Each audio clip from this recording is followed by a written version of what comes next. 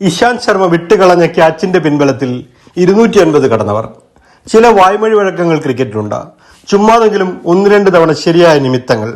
അതിൽ പ്രശസ്തവും പ്രസക്തവുമായ ഒന്ന്, ഇശാന്ത് ശർമ്മ ക്യാച്ച് മിസ്സാക്കിയാൽ പിന്നെ ആ കളിക്കാരന് ക്രീസിൽ ദീർഘായുസാണെന്നതാണ്.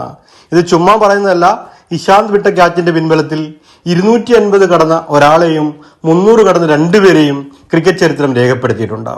2011 നടന്ന ഇന്ത്യ ഇംഗ്ലണ്ട് മത്സരത്തിന്റെ ആദ്യ ഇന്നിംഗ്സിൽ അലിസ്റ്റർ കുക്ക് സ്കോർ 33 നിൽക്കെ നൽകിയ സിമ്പിൾ ക്യാച്ച് വിട്ടുകളഞ്ഞ ഇശാന്ത് ശർമ്മയ്ക്കും ടീം ഇന്ത്യക്കും ആ ക്യാച്ചിന് വലിയ വില നൽകേണ്ടി വന്നു.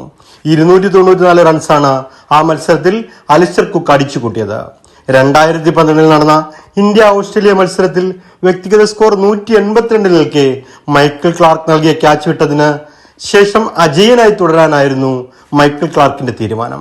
329 നോട്ട് ഔട്ട് എന്ന മാമോത്ത് വ്യക്തിഗത സ്കോറാണ് മൈക്കിൾ ക്ലാർക്ക് അന്ന് സ്വന്തം പേരിൽ കുറിച്ചിട്ടത്. 2014 ന്യൂസിലൻഡിനെതിരെ വെല്ലിംഗ്ടണിൽ നടന്ന ടെസ്റ്റിൽ വ്യക്തിഗത സ്കോർ 34 നിൽക്കെ ബ്രണ്ടൻ മക്കല്ലം നൽകിയ ഈസി റിട്ടേൺ ക്യാച്ച് നഷ്ടപ്പെടുത്തിയതിന് നൽകേണ്ടി വന്ന വില 302 റൺസ് നോട്ട് ഔട്ട് എന്ന മക്കല്ലത്തിന്റെ കരിയർ ബെസ്റ്റ് പ്രകടനങ്ങളിലൊന്നായിരുന്നു. ഇന്ത്യൻ ക്രിക്കറ്റിലെ മുടിയനായ പുത്രൻ എന്ന പേര് കേവലം മുടി നീട്ടി വളർത്തിയതുകൊണ്ട് മാത്രം കിട്ടിയ ഒന്നല്ലെന്നും ഇശാന്ത് ശർമ്മയെപ്പറ്റി പപ്പരാസി മാധ്യമങ്ങൾ അടക്കം പറയുന്നത് ഇമാതിരി വിചിത്ര റെക്കോർഡുകൾ കൈവശം വെച്ചിരിക്കുന്നത് കൊണ്ടാണെന്ന് നമുക്ക് ചുമ്മാ വിശ്വസിക്കാമല്ലേ? മുടിയോ, ഒരു ക്യാച്ച് വിടോ, എനിക്കും ഒരു ട്രിപ്പിൾ അടിക്കണം എന്നല്ലേ ഇപ്പോൾ ആരോ പറയുന്നത്?